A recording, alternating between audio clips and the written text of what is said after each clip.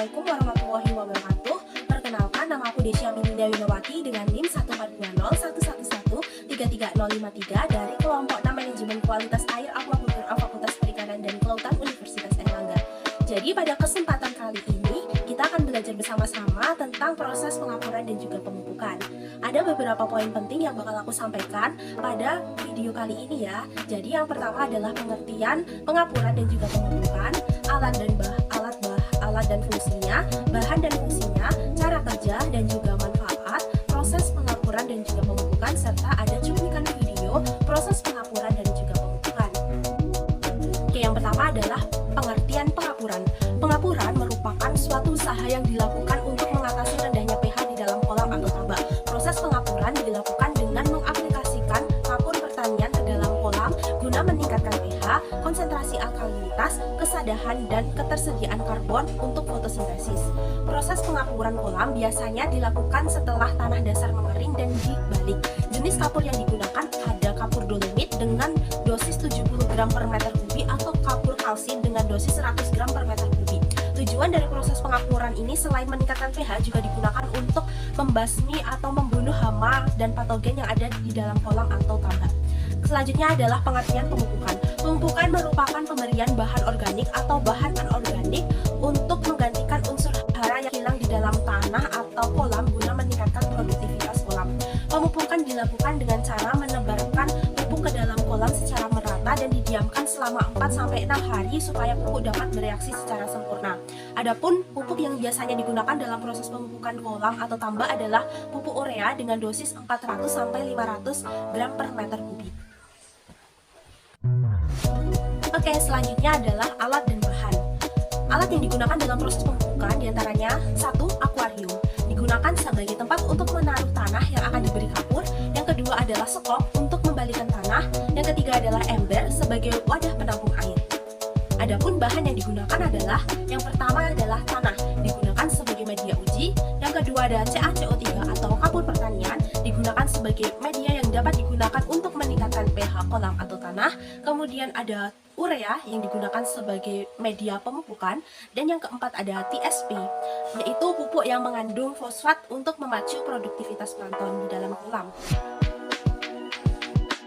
Adapun cara kerja yang dilakukan pada proses pengapuran dan juga pemupukan ini, yang pertama adalah memasukkan tanah ke dalam akuarium dengan ketebalan kurang lebih 10 cm. Selanjutnya adalah membalikan tanah dengan menggunakan sekop. Dan yang ketiga, menjemur tanah selama 3-5 hari supaya tanah tidak mengalami pecah. Kemudian yang keempat adalah memasukkan air dengan ketinggian sekitar 50 cm selama 1-2 hari. Kemudian yang kelima adalah mengeluarkan air selama 1 hari dan dikeringkan kembali selama 1-2 hari. Dilanjutkan dengan mengukur pH serta mencatat hasilnya. Yang keenam adalah memberikan kapur CaCO3 atau kapur pertanian sebanyak 1,5 ton per hektar. Yang ketujuh adalah mengeringkan selama 2-3 hari lalu dipadatkan. Yang ketujuh adalah memberikan lapisan kulit kerang dan pasir putih setebal 1 kg per hektar dan TSP sebanyak 25-30 kg per hektar lalu disebarkan secara merata. Dilanjutkan dengan melakukan pemupukan setiap 2 minggu sekali, memberikan saponin sebanyak 50 kg per hektar atau 7 ppm selama 5-7 hari, di mana saponin ini bertujuan untuk mensuci hamilkan tanah dasar tambak. Yang ke-12 adalah menambahkan air sampai dengan ketinggian 1,2 meter, dan yang terakhir adalah mencatat dan melaporkan hasil yang telah diperoleh. Manfaat dari proses pengapuran itu adalah pemupukan. Yang pertama adalah manfaat pengapuran, yaitu dapat meningkatkan pH tanah dan air, mampu membunuh hama dan patogen yang ada di dalam kolam atau tambak, mampu mengikat dan mengendapkan butiran lumpur halus, dapat memperbaiki kualitas tanah sehingga layak untuk kegiatan budidaya, mampu mengikat fosfat yang digunakan untuk pertumbuhan fitoplankton. Selanjutnya, mampu mencegah terjadinya perubahan pH di tanah dan juga air, dapat mempercepat dekomposisi bahan organik, serta dapat meningkatkan kesadahan dan alkalinitas air. Adapun untuk manfaat pemupukan, yang pertama adalah untuk meningkatkan pertumbuhan fitoplankton dan zooplankton. Yang kedua adalah dapat merangsang pembentukan protein pada ikan, karena pupuk urea itu mengandung unsur N yang mampu merangsang terbentuknya protein pada ikan. Yang ketiga adalah menjaga kualitas air agar terbebas dari zat besi dan juga mangan.